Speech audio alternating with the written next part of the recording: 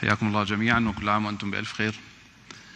الحمد لله أنه من نعم الله عز وجل علينا من بعد هذا الصبر وهذا الطريق الطويل، بعد 14 عام، أن نجلس جميعا هنا، كل من يمثل أطياف الشعب السوري، أن يجلس في قصر الشعب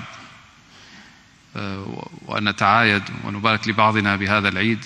كنا في السابق في كل عيد نلتقي مع أحبابنا، فكلما سلمنا على أحد يوصينا ببلده أن تعود.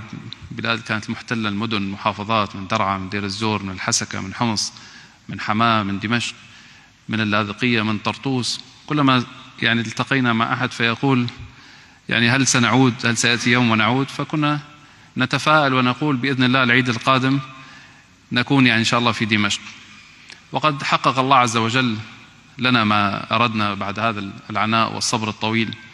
الشعب السوري عانى كثيرا وضحى كثيرا للوصول إلى هذا الموقف وهذا المكان الذي نجلس فيه اليوم، ويتطلب منا الآن أن نلتفت إلى البناء. فسوريا اليوم يكتب لها تاريخ جديد تسطرونه أنتم بأيديكم، نسطره جميعا لنبني هذه البلد بعد الدمار الذي خلفه هذا النظام الساقط.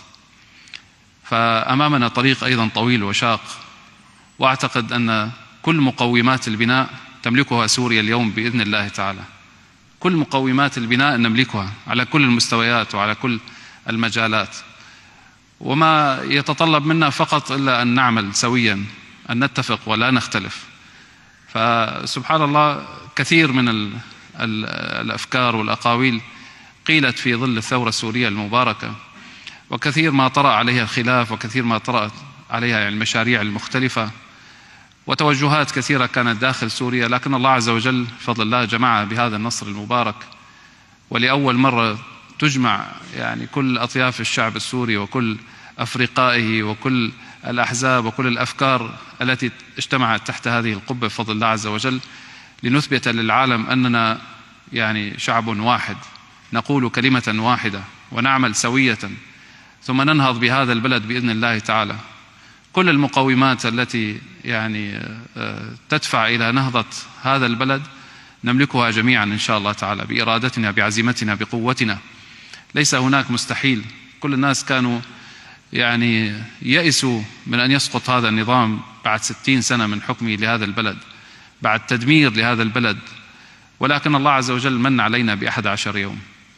فالله عز وجل إذا أعطى أدهش، وما ذاك على الله بعزيز.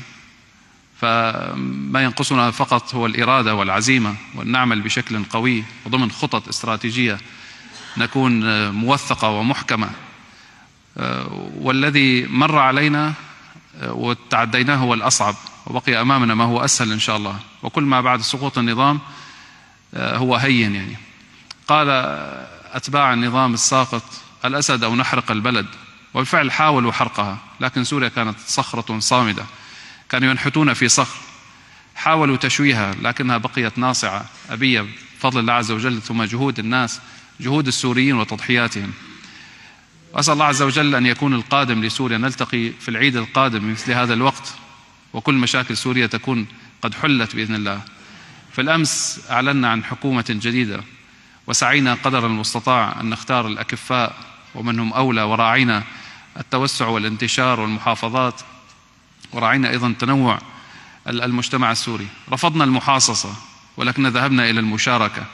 المحاصصة بمعنى أن تكون هذه الوزارة لهذه الطائفة وهذه الوزارة تكون لذاك العرق، فهذا رفضناه رفضا باتا، ولكن تشاركنا جميعا ولم نستجب لأي حالة من حالات التقسيم، لأن التقسيم السياسي سيدفع إلى حالة من التعطيل.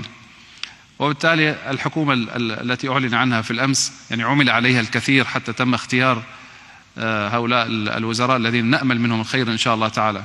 اخترناهم أصحاب كفاءة وأصحاب خبرة، ومن دون توجهات فكرية أو سياسية معينة. همهم الوحيد هو بناء هذا البلد وبناء هذا الوطن، وسنوفر لهم كل الإمكانيات ليكونوا ناجحين إن شاء الله تعالى، وليقدموا خدمات مثلى إلى كل مواطن.